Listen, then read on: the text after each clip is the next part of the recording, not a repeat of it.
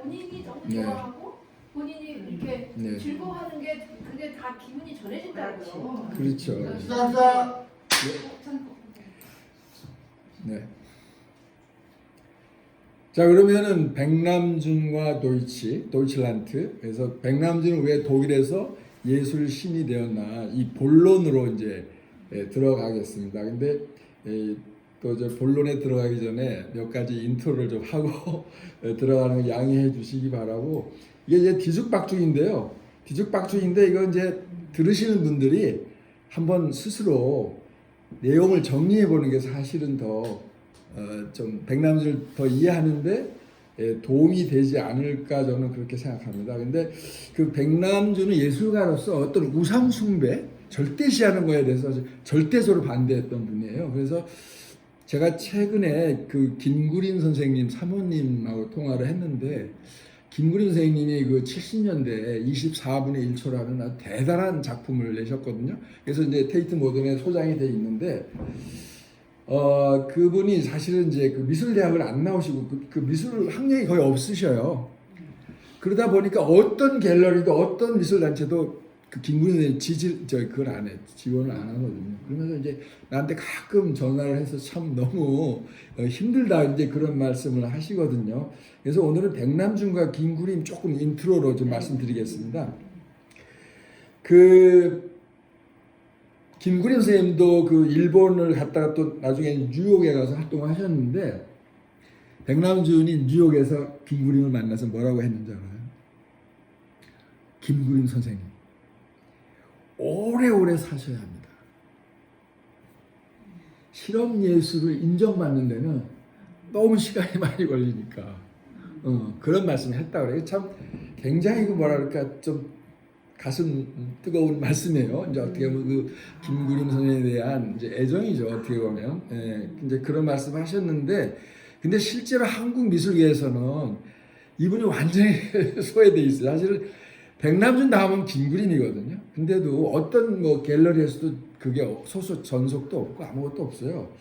그래서 이제 24분의 1초 이 작품을 제가 봤는데 정말 현대적인 작품이에요. 이 사람이 이제 그때 그 미국 공보원인가요? 그 미국 우리 한국에 있는 이제 그런 데서 서양 그 타임지나 이런 걸 보고 이제 굉장히 이제 자극을 받은 거예요. 그래서 요즘 말은 아주 그 이제 비디오 아트니 이런 쪽으로 했는데 그때 보면요 이게 이 속도에 치여서 인간이 소외되는 현상을 벌써 이미 읽었어요. 그 굉장히 그때 70년 69년에 나왔나 근데 그런 그 한국엔 그런 이렇게 속도에 치인다. 그런 아직 산업화 초기 단계라 근데 그런 반드시 거기서 나타나는 게 소외 의식, 소외가 생기거든요. 왜냐면 빌딩에 올라가면 거기에 그늘이 항상 있어요. 그 뭐 그렇잖아요. 이제 그런 것들인데 이게 그러니까 굉장히 문명 비평적인 아주 탁월한 작품인데 이런 게 이제 뭐 그 당시에 이게 나왔다는 기적과 같은 일이고요. 사실 보들레르가 현대 시인인데 보들레르 서양에서 현대 문화라는 게 곤테에서 나온 거거든요. 곤테가 현대 옛날 농경사회는 곤테가 없어요. 아침에 나가서 일하고 저녁에 가서 편히 쉬고 아무 문제. 이게 현대가 특징이 곤테에 대한 문제를 여기서 하품하는 게 나와요. 하품하는 게 이게 곤테잖아요. 그래서 이제 이게 한국 사회가 야만적인 거는 학력이 없다고 왕따 시킨다 이거는 말이 안 되고 제가 여기서 서울대를 한번 비판을 하자면.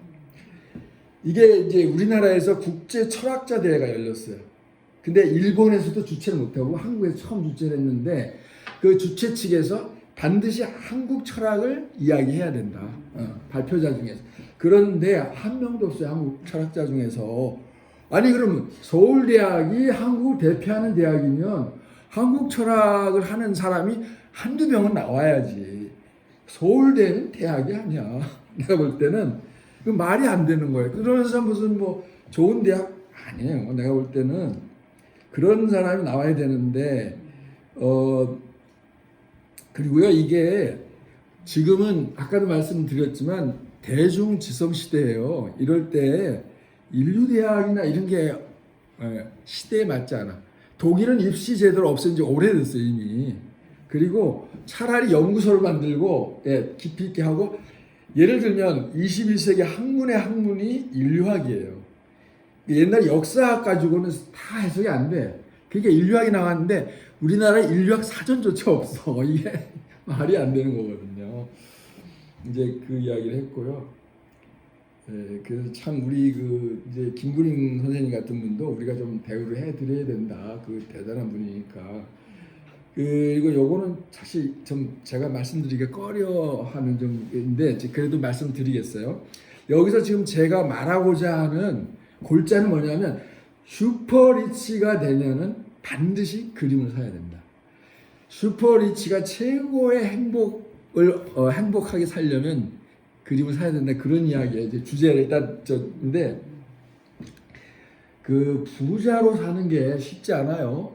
우리가 이제 그 삼성가도 뭐 그렇지만 제가 좀 그 자랑은 아니지만 그 조금 어렸을 때 이제 여유 있게 살아서 그 경험을 이야기해 볼게요.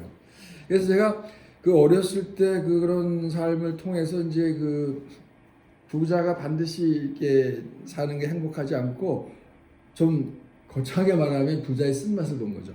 이 쓴맛을 영어로 뭐라고 그러죠? 비터도 있죠. 근데 바니타스라고 그래요. 바니타스인데 이제 이게 성경에 나오는 이제 그 전도서에 나오는 말인데 이 17세기 네덜란드가 그 풍경화가 전성시대를 이루었어요. 그러니까 네덜란드가 그 당시에 세계 해상권을 잡았거든요. 영국보다 더 먼저 잡았어요. 그래가지고 세계 최고 부자 나라가 됐어요. 그러니까 막 엄청난 부자들, 슈퍼리치들이 많이 생긴 거예요. 그래가지고 이 풍경화 속에 막 먹는 거, 입는 거, 뭐 화려한 게 다 들어가요. 그런데 어느 날 갑자기 뭐가 들어갔어요? 뭐가 들어갔죠? 그림에? 보세요. 해골이 들어가잖아요. 이거는 데미안호스도 역시 해골이 들어가요. 근데 그게 바니타스 해화의 전통이거든요. 그러니까 데미안호스 돈을 너무 많이 벌면 해골이 들어가게 돼 있어요.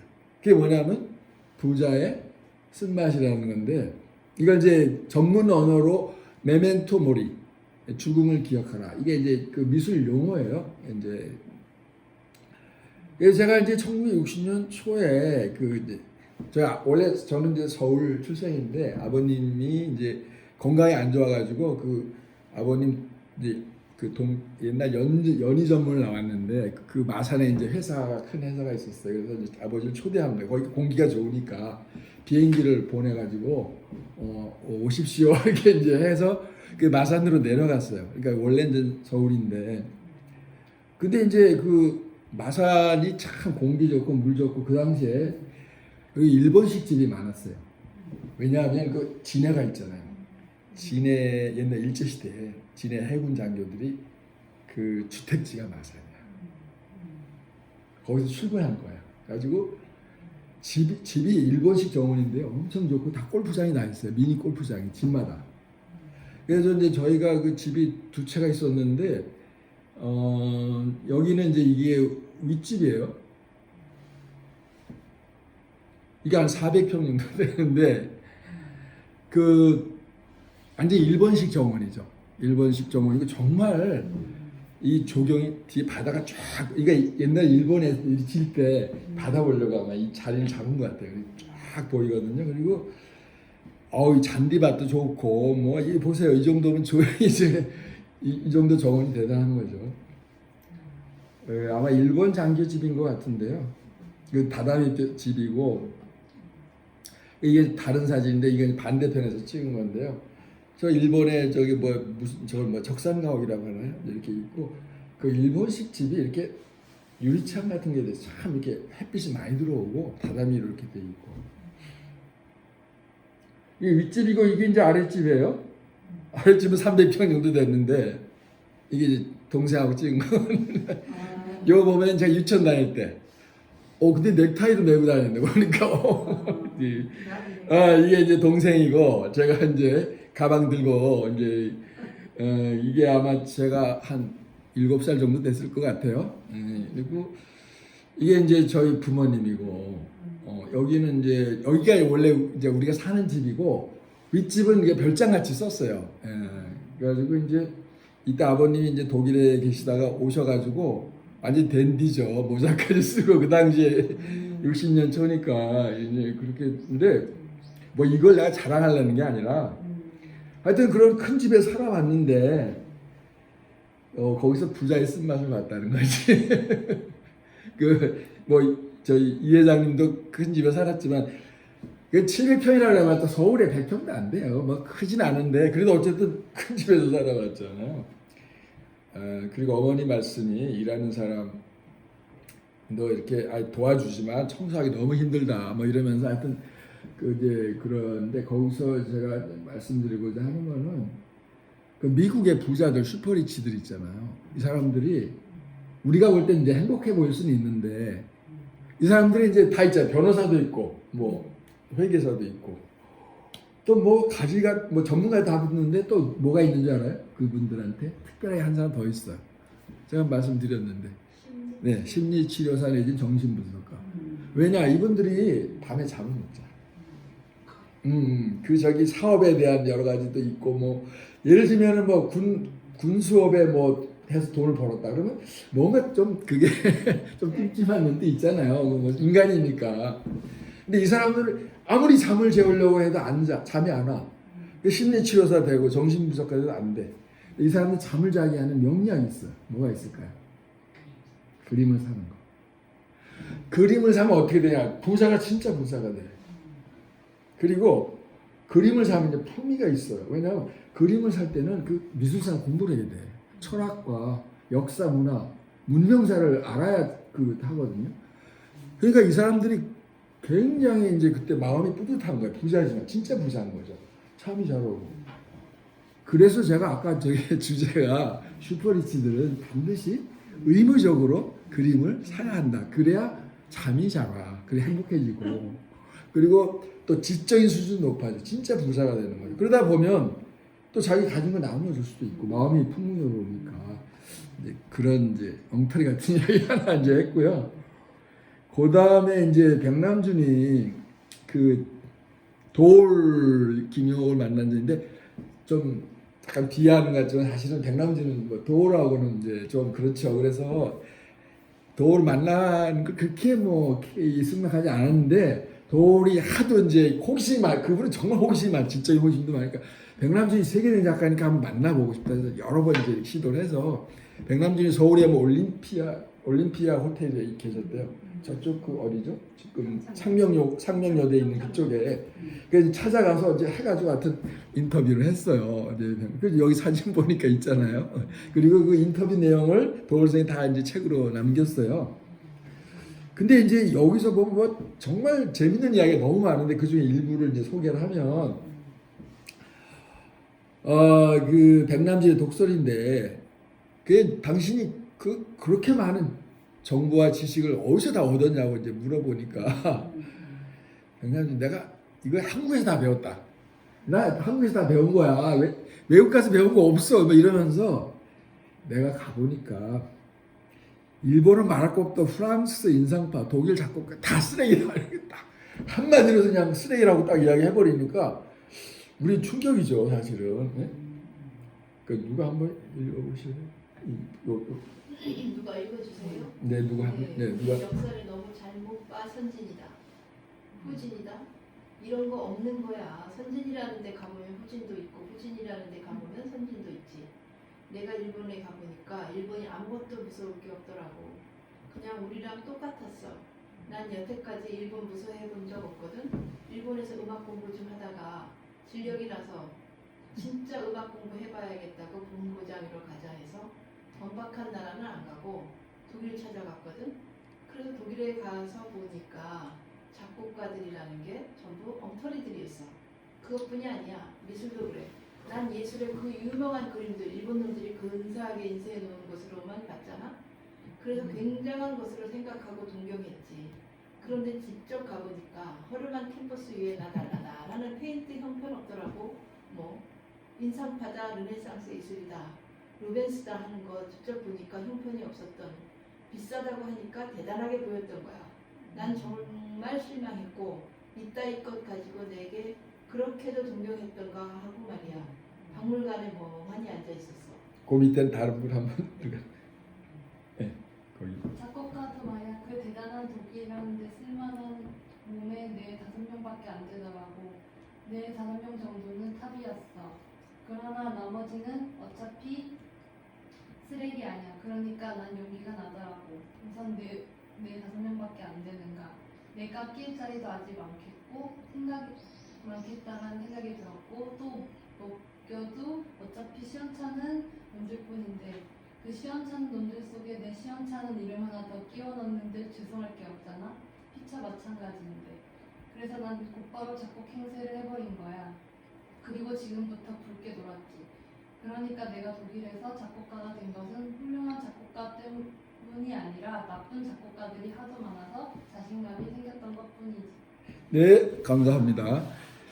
이 백남준이 이런 말을 한다는 게 사실 그 당시로서는 참 우리가 그 아직도 이게 지금 90년대인데 사실 일본에 일본에 우리가 이제 식민 경험도 있고 또 미국에 아주 주눅이 들었던 시대에 이런 이제 독서를 퍼부었다는 거는 대단한데 저는 이제 백남준에서 배워야 할 점 하나가 있다고 생각해요. 우리 개인이나 사회나 국가나요 열등감에 빠져 있으면 자기 능력을 최대한 발휘 못해요. 그렇기 때문에 개인이든 사회든 국가든 그 열등감 치료를 하는 데서 굉장히 노력을 해야 돼요. 그러니까 이제 제가 하나 경험을 하면 청소년기에 제가 학교들을 다니는데 공부를 잘하거나 뭐 보통 그냥 학생이었고 그래서 공부를 좀 잘하는 방법이 없을까 이제 고민했는데 10년을 고민하니까 답이 나오더라고요. 나의 열등감 속에는 우월감도 같이 이제 이렇게 막 섞여 있어요. 그 열등감 어떻게 치료하지 하고 딱 답은 간단해. 어떻게 하면 될까요? 열등감 치료법.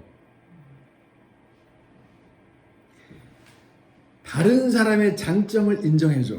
일단 다른 사람의 나의 단점을 인정해. 그러면 열등감이 없어져요. 근데 그게 굉장히 어려운 일이야.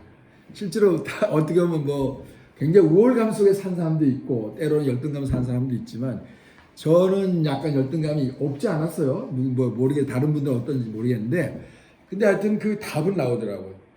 저 사람이 저건 너무 내가 생각해 너무 좋은 장점이야. 못 따라가겠어.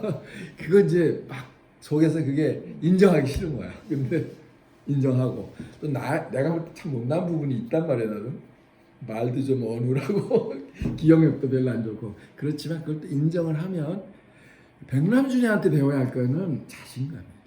저는 그거를 이 백남준의 이런 자신감 어디서 나왔을까?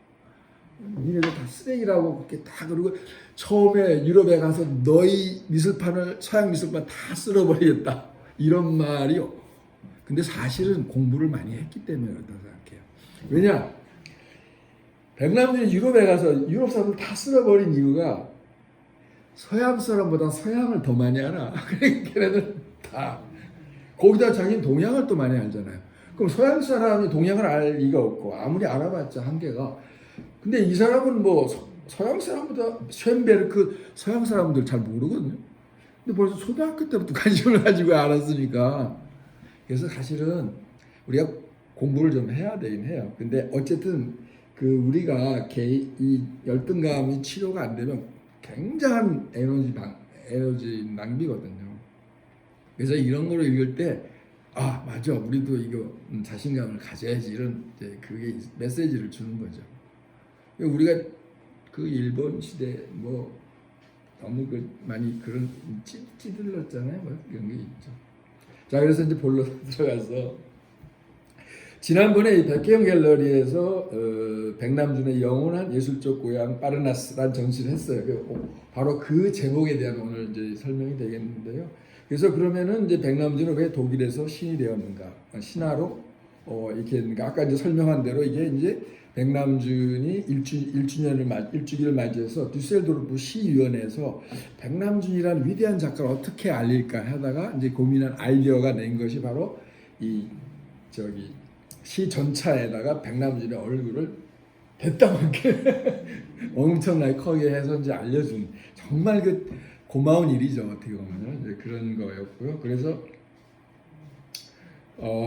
그 백남준이 이제 그래서 나중에는 백남준을 또 그 düsseldorf 교수로 모셔갈 때는 얼마나 또 존경심이 있었겠어요. 그 당시에 독일 사람들이 남 인정하는 거 싫어하는 민족이거든요. 게르만이 뭐 이들인데 그분을 백남준을 자기 대학 교수로 모시고 너무나 좋아하는 거예요. 그러니까 독일 같은 미대는 무슨 그 수업을 잘 가르치는 게 중요한 게 아니에요. 세계적인 작가를 교수를 모셔면 그게 또 수업을 1시간을 하던 1년에 수업을 안 해도 그걸 자부심을 가졌고 이제 이 디셀도르프 대학 아까 사진을 보여드렸고 거의 베토벤 수준으로 존경을 받았어요. 그래서 이제 그 백남준이 이 미술대학이 라인강 옆에 있어요. 저도 한번 가보긴 했어요. 근데 그 라인강의 물결이 이렇게 흐르잖아요. 거기서 영감 엄청 받는 게 그게 음악이잖아요. 이 사람 음악 전공자니까. 그러니까 이제 이게 이제 화면 모니터에 나오는 거죠. 물의 흐름이. 주파 뭐라 그래? 주사선인가? 뭐 있죠. 주사선 이렇게. 그러니까 그 화면 자체가 음악인 거예요. 그게 이제 추상화죠. 추상화. 그래서 그 시게코 부인의 증언에 의하면 그 독일에서 백남준을 보면은 마에스트로, 그러니까 마에스트로가 아마 거기서는 최고의 존칭인가 봐요. 우리나라 치면 뭐 선생님, 뭐 무슨 이런 말 쓰잖아요. 그 이제 웬만한 카페에 가도 마에스트로 오셨습니다. 독일 사람들이 융숭하게 대접을 하고